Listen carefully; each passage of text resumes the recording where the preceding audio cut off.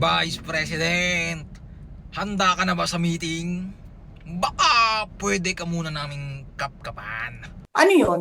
Wala naman akong dalawang baril. Protocol lang ho, Vice President. Alam mo, Wala ho akong alam at magkakampi po tayo ditong lahat. Or baka gusto mo kaming awayin lahat. ngayon hindi na. Pambihira naman ho, Vice President. Huwag naman hong ganyan. Baka patayan po tayo dito ng ilaw pare-pareho. Okay lang. May flashlight naman ako. Hindi ko naman kailangan ng kuryente. Ipapaalala ko lang ho ha, malakas po ang ulan sa labas ngayon at wag po sana tayong matulog dito. Natutulog na ako. Kailangan pa ho natin ng approval. Lalo na po at sexy ka at maganda.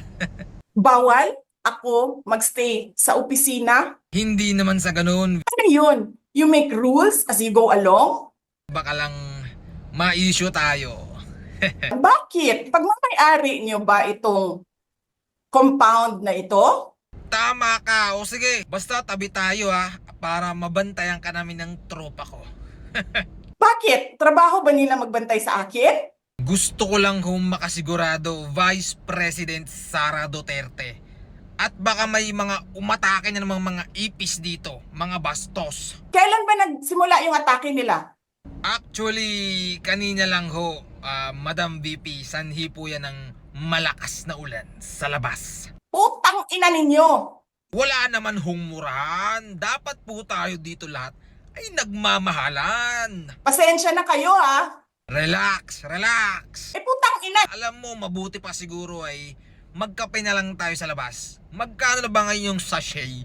20 pesos. Ha? Ba't napakamahal naman?